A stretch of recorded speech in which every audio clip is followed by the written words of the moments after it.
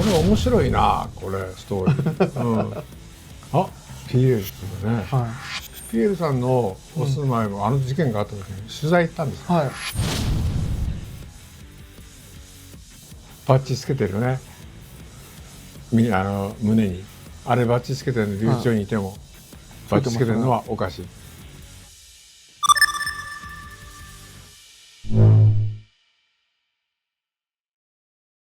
吉川さん、はい、今日ジャッジアイズの続きをそうですね。やろうと思って、これ結構ね、面白いですよ、このゲーム自体ね。ただ普通ゲームっていうのはシューティングして何か落としてとか、そういうのだけど、それがよく意味が分かってないよね。何をしたいのか。そう。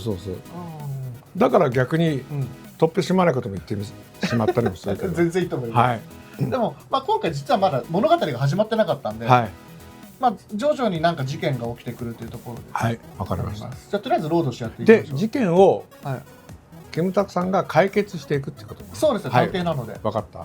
俺も探偵だけど。ですね。今ちょっとこれは今前回どこまでやったかっていうと馬面の探偵さん借金を取り立ててってとこまでやったんですよ。で今源田法律事務所に挨拶に行ってこいって話になって、でその手土産をコンビニに買いに行こうっていう話になってる。ちょっと行きます。そういや天下一通りのコンビニ限定もんのどら焼きがあったぞ。箱入りのやつ。源田先生筋金入りの和菓子派だったろ。なるほど。じゃあ手土産はそれだ。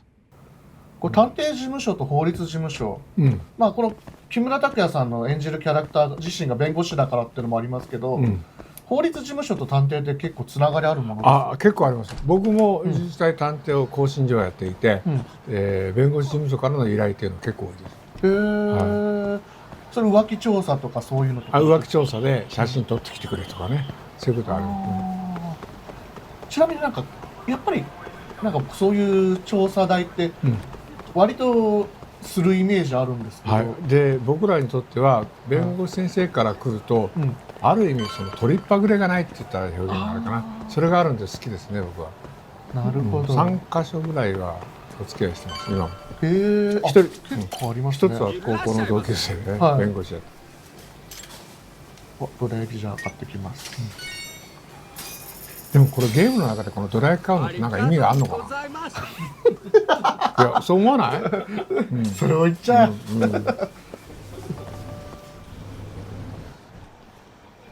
おい、待てこら、兄ちゃん。すぐにつけられるこの街。今どら焼き買ったな。だがそいつは置いてけ。ちょっとどら焼きのカツアゲ。なんで？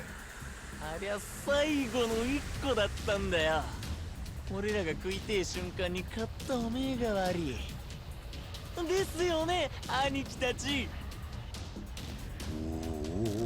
どら焼きでカツアゲな。頭湧いてんな。だとこら。ないやついないですよ。はい。ちょっとチュートリアルですね。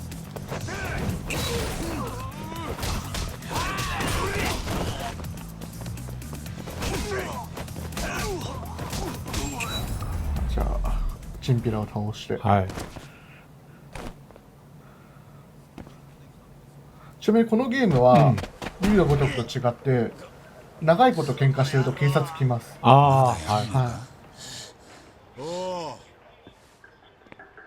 何やってんだターボ。ピエール滝ですね。羽村の頭。ピエールですね。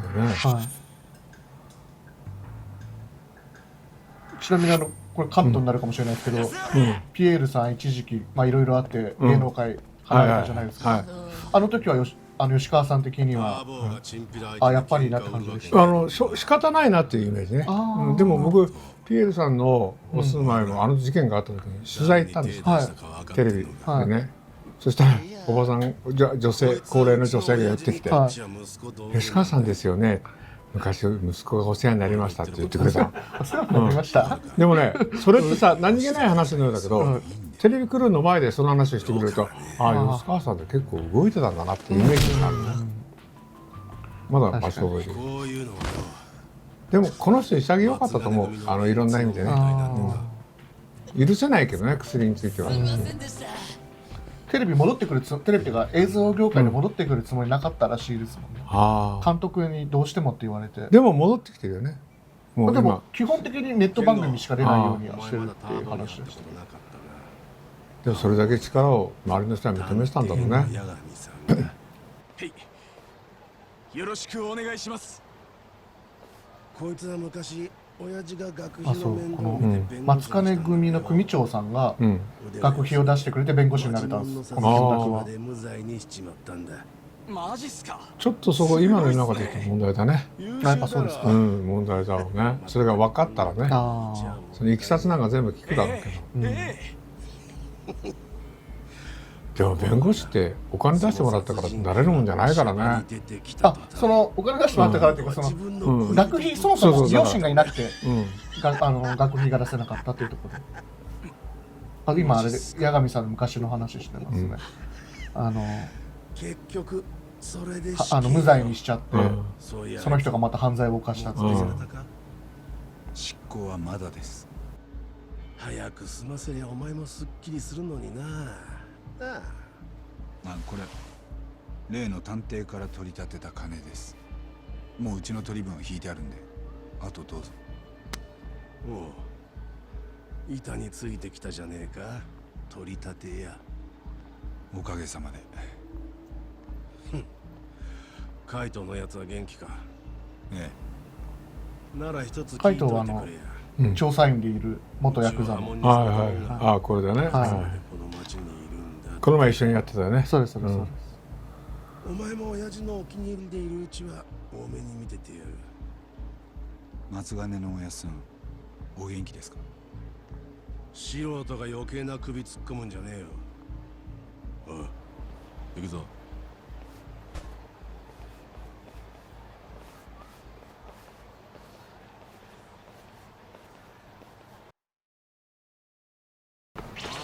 ああ、しょうがない、こうやっちゃっただと。でもね、これまずいよ、これ。すぐそば。左になる前交番だから。確かにそうですね、現実だったら。これは黙ってない。すぐ交番の近く。これだと何があるんだろう。あ、コンビニになっちゃってるんだ。ああ。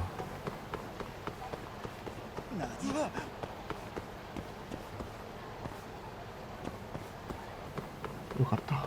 あ、でも源田法律事務所がここにあるんですね。ああ、本当だ。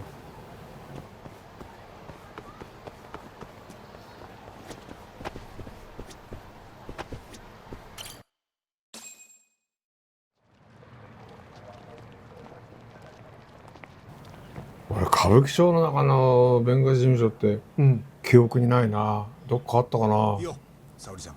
そうなんですか。なんかこの源田法律事務所は、さっきヤクザと喋ったように結構ヤクザの弁護とかも引き受けてる。それに強い人も中にはいるよね。3年前に辞めて以来顔ぶれは少し変わった。どうも八神さん。星野君どう？ここはもう慣れた？彼は新人の弁護士です。爽やかだな。俺にもこういう時代があったんだよな。いや本当に笑ってるけど本当だよ。俺すごい爽やかな青年だったんだから。司法試験でも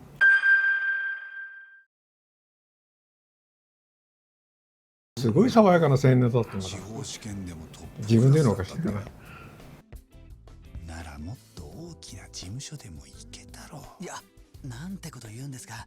これ反社の弁護士するってなんかお金なんですか？あ、お金もあるしね、あると思いますよ。で、あと反社の弁護士って言えないのが、その警察が不正な取り調べをやったんではないかとか、そういうのに強いっていうのもあるかもしれないね。僕らもやっぱり事件があって弁護士ついたっていうと、誰弁護士っていう確認聞きますもんね。夕方から見てねえな。まあちょうどよかったじゃねえか。顔合わせずに済んで。お互い嫌いだろ。お前らどっちも相手をバカだと思ってるからよ。まさか現実のドラマ見てるみたいですね、この二人だと。おんで見てるね。うちの仕事が欲しければあいつともうまくやれよ。これ声はご本人の声です。あ、源田先生、どら焼きどうです？先生なら絶対気に入ると思って。潰れちゃってあ3つあったと思ったけどな。全部いっちゃった。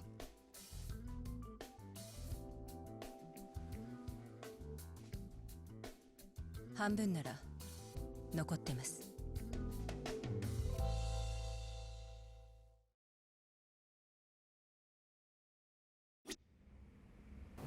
じゃあ源田さんから仕事をもらいます。なんか仕事ありませんか、源田先生。仕事な。こういうやり取り実際ありますよ。私の方から弁護士に電話して何かありますって。こんな危なっかしい町で。平和な町。特にこの歌舞伎町の神室町ですけど、はい、もうね相当問題が起きてるから。そうですね。でも相当問題起きてるけど、それが更新所が扱うような問題かって言ったらちょっと違うんだよね。確かに。もともとそんな感じで始めた家業ですから、俺の場合。なあ八神。はい。お前もう弁護士に戻る気はねえのか。ありませんね。どうしてもかよ。見てください、俺のこの目。こいつは人が善人か悪人かまるで見分けられないんですよ。そういうところにぶち当たるのあるだろうね。信じた。そう、果たしてこれはこの無罪にしちゃってよかったのかとか、そういう動きが心の中にあると思います。それってやっぱり検事にも警察にもみんなにあるでしょう。みんなあると思う。逆に僕らが刑事やってる時には、なんでこれだけのって思う時はあった。量刑がね。量刑が。そうですよ。警察はだってもうね、送致したらそこで離れちゃいますもんね。そうなんですよ。そこのとこね、よくドラマなんかでももちろんそうですけど、実社会でもそこ浸透してないのね。そうですね。そこ理解してほしいですよね。48時間で検察官に送った時点で、一応一旦は警察の手は離れたわけ。そこで検事からの捜査依頼が来て、捜査指揮が来て、また継続捜査するってことがあります。やるか。いいですね。もちろん喜んで。今ラブホの張り込みと尾行の仕事をもらいました。やったよ俺も。本当ですか。ラブホの張り込みって歌舞伎町でやったもんいつも。それちょっと目先が違うけどね。少年少女がね。少年少女の、じゃあ本当に警察官の少年係とかの。そう、少年係で児童福祉法違反っていうのがあって、淫行とかね、そういうので検挙するのにホテルの両サイドに刑事がそれぞれ立ってね、ずっとそのホテルの出入り見てる。でやっぱりいろいろと考えていくんだよね。女の子だけ先に出てきて、男は別に出てきて。作戦を。はい。裁判の証拠集めを頼みたいそうです。殺人事件の。殺しの？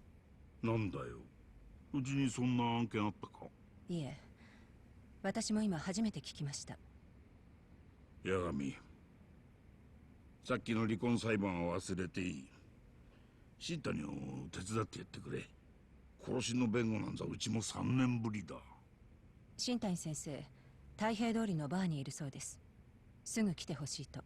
太平通りのバーってテンダー？そうです。バーテンダー。新谷ってこれ出てこない。新谷これです。八神の先輩弁護士ですね。若い頃からいろいろ教えてくれた先輩だったらしいんですけど、はい、これさ今、コントローラーで走らせてるでしょ。はい、これ歩いていったら何の人にもぶつかんないし事件も起きないからつまんないから。そうですね。事件が起きないのはつまんないっちゃおかしいけど、人にご迷惑をおかけすることはないですね。そうですね。確かに、現実世界に歌舞伎町でこんな全力疾走してるやついたら、迷惑ですね。なんだろうって見てね。で警察官が走っちゃいけないというのが話であってね。警察官走れば必ず人がついてくる。野じ馬が。そう、野じ馬がついて、野じ馬を連れてっちゃう。ここかな。うまいじゃない。うまくなったね。かわし方が。あんまり嬉しくなかったです。バーテンダーは20年前俺がカムロ町で初めてバイトしてた店だ。マスターはその頃から老けてたのか今もあまり変わってない。ターボか。奥に新谷先生来てるよ。ああ、仕事の話なんだ。また来ちゃった。あんまり言い過ぎんなよお前なんか今俺顔が緩んじゃってあの人うんターボーの連れなの？仕事相手、今日のクライアント。なんかこの女の人はこのお店の常連で、だね。いつもいるお姉さんらしいんですけど、うちの仕事が欲しけりゃもっと早く来い。遅すぎんぞ。すごいサングラスかけてる。急な呼び出しに遅刻もないだろう。妙な先輩風はよしてくれ。一杯飲ませてもらいます。俺の金でか。いや、源田事務所の交際費ってことで。そういう会話をする時点で高いって言うんだろうね。そういうことですね。うんお前はよく知ってるな。今日もさっき会ったよ。羽村の頭が依頼人。ああ、逮捕された。殺人としたい息でな。マジで？マジだよ。で、松金組からうちに弁護の依頼が来ちまったんだ。まあ、松金の組長は裁判ごとじゃずっと源田先生を頼りにしてきたからな。でも今回はなんであんたが？源田先生が俺の名刺渡してたらしくてよ。たく、なんで俺がヤクザの弁護なんて。ご愁傷様。これからカムロ署で羽村に接見する。お前も一緒に来い。俺と違ってヤクザには慣れてんだろ。かもね。接見の前に事件の大筋を共有しておく。まず被害者は関西協励会のヤクザだ。1週間前、カムロ町のゴミ捨て場で死んでるのが見つかった。おい、その事件って。ああ、死体の目がえぐられてたって例の事件だ。警察は羽村をその犯人と見ている。でかい事件だな。今までに目をえぐられたヤクザは3人。目をえぐるって相当な。相当ね、相当なあれがあると、像があるとね。はずだったんだがや。初めの2件は羽村にアリバイがあった。で、警察は3件目についてだけ羽村を犯人と言ってんだ。連続殺人じゃないと。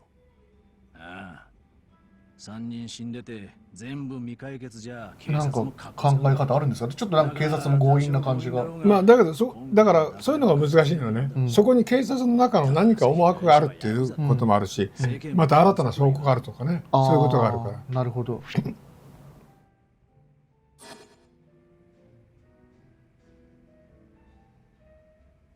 逮捕した理由、本当に実際に殺したのか、羽村の言い分は。まあ羽村の言い分から入ってくるかな。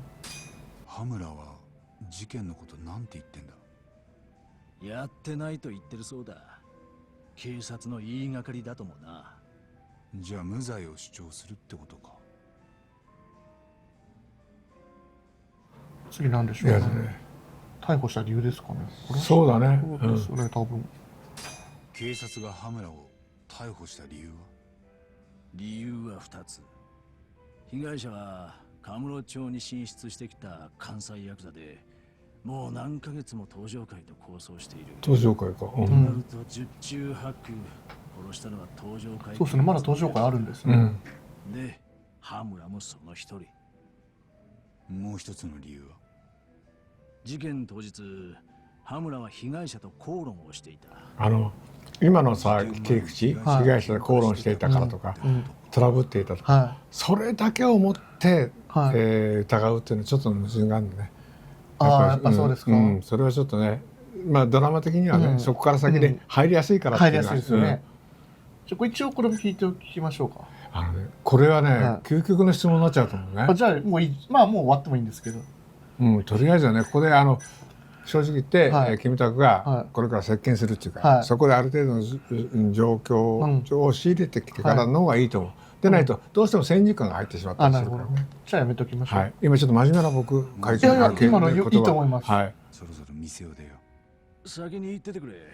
俺は何本か電話かけてから行く。カムロ署までタクシーで行っていい？分かった。ここで今ずっと待ってるんだけど、はい、弁護士接見がこれから行われるのね。はい、で弁護士接見っていうのは立ち会いは警察官の立ち会いないんですよ。うん、そうですよね。しちゃいけない。そうですよね。でもじゃあここで、はい、入ってってね、はい、キムタクが入ってって、これはもう弁護士接見というは言えないから、立ち会いが必要なんです。それをどういう描写するかっていうのは僕ちょっと楽しみに見てるんだね。でも一応弁護士の免許持ってるから。免許持ってた弁護士は登録してないんだよね。あ、弁護士資格は持ってるのは十分、今までだったからね。でも今現在身分的には弁護士ではないと言ってもいいと思うんだよね。資格があるだけで。だから司法試験受かって弁護士になりましたと言っても、登録してなければちょっと弁護士とは言い切れないよね。そこの部分でどういう対応するのかな。弁護士登録は残ってるんじゃないんですか。残ってるのかな。まあそうなればねまた別だけど。バッジ持ち歩いてるってことは。ああそうかそうか。はい、一応。どちらまで行かれますか？面会所か。それでは出発いたします。面会所って警察でしょ？あ、そうです。カムロ署、はい。カムロ署。これタクシーで行くほどの距離じゃないと思うんだよな。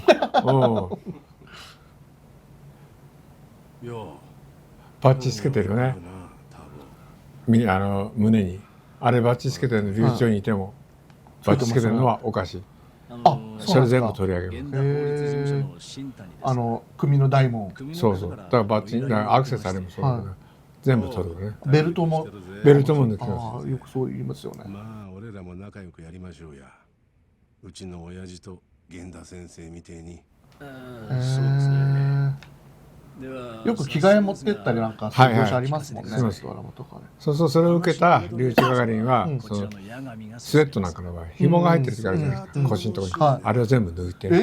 よろしくどうぞ。あ、スウェットの紐もダメなんですか。ダメもちろん。あと上のね、なんてフードのところの紐とかも全部抜く。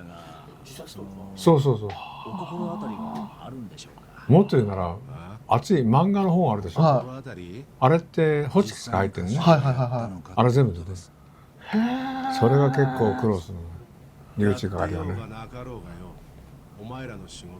昔なんか衝撃スペシャルみたいなので、本の背表紙に鉄の機体入れてみたいな、そういうのも全部考えられるから。だから小説などこうやって留置係の人が検査するときは開いて手で押すんだよ、こうやってなんか間に異物が入ってないかってね。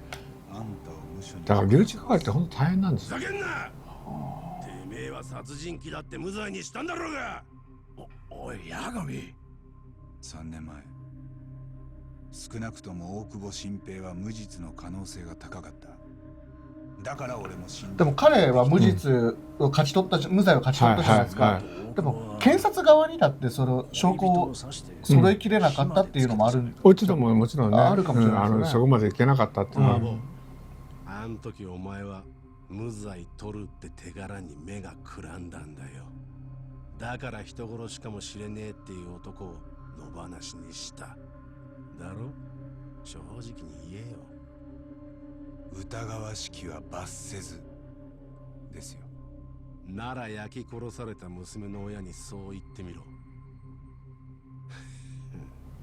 それができねえ。こう言ってくる言葉極論だよね。これは本当に難しいよね。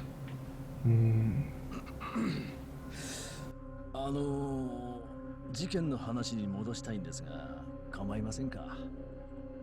ああ、いいぜ。お前もいいな。分かったよ。続けてくれ。失礼しました。ではまず被害者は協励会組員で名前は久米俊郎、年齢は34。12月4日の早朝6時、ゴミ捨て場に死体があると110番通報がありました。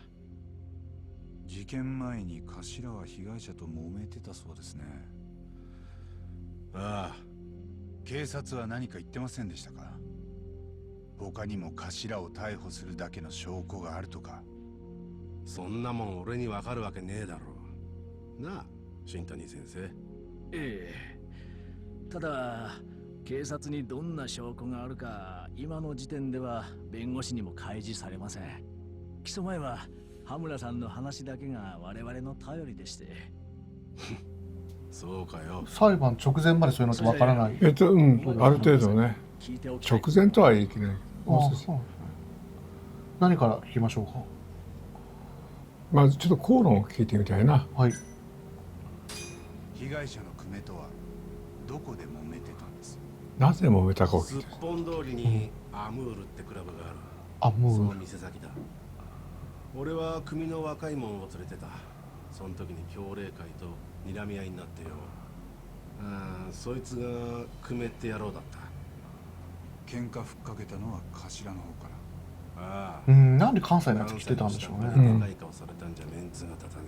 これがいつ頃の話だっけ？これはもう2012とかそれぐらいかな。9時過ぎだ。久米と睨み合いになった後はそれで終わりですか？いや、野郎が逃げようとしたのを捕まえてよ、アムールの中に引きずり込んだ。は？いや、口論って聞いてましたけど、じゃあ羽村さんは大勢で被害者を拉致した？手番捕まってもしょうがないですね。アムールはうちの組でケツ持ちやってる店だ。で、中にいた客は全部返してよ、しばらく久米に焼き入れてた。ただ殺しちゃいねえ。その後奴は裏口から叩き出してやった。俺もそのまま店を出た。12時よりは少し前だ。なるほど。すると被害者はあんたらに無理やり拉致され、朝には目をえぐられてた。俺が警察でも頭を逮捕しますね。次どれ行きましょう。アリバイについて聞いて。アリバイについて。頭のアリバイはどうなんです？まず被害者の死亡推定時刻は深夜2時から3時の間らしいな。2時から3時。取り調べでしつこく聞かれた。実際どこにいたんです？サウナだ。カムロ町のサウナ御殿。朝までずっとな。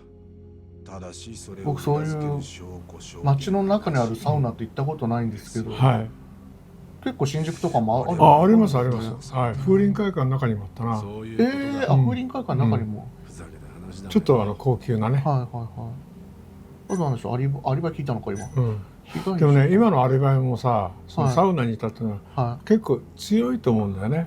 っていうのはサウナなんかだと防犯カメラなんかあるからね、それをね元にね。あともう一個聞けますね。警察の動きについてちょっと先走っちゃうな。じゃあ被害者ですね。被害者の身元は全問正解だ。久米俊郎34歳、協励会の下っ端だ。久米はカムロ町に一人でいたんですか？抗争中の関西ヤクザが敵地で一人きりってことは。ああ、もう一人連れがいた。野郎の兄貴分だろうが名前は知らねえ。協励会の人間は合わせて2人か。こっちは俺を入れて松金組が。でも警察も絶対防犯カメラ見てるはずですよね。見てるはずね。でやっぱり協励会の方にの資料などももちろんあるから、全員の写真を取り寄せて。じゃあこれ聞きたいことは以上だと。そうだね、はい。今聞けることは大体聞けた。分かった。よし。これって警察は、ここの会話はまあ聞けない。そうだから立ち会い今見たところいなかったから、聞けてないよね。ということですね。極端な話がドアの外に立って聞き耳を立ててもダメだから。あ、そうなんですね。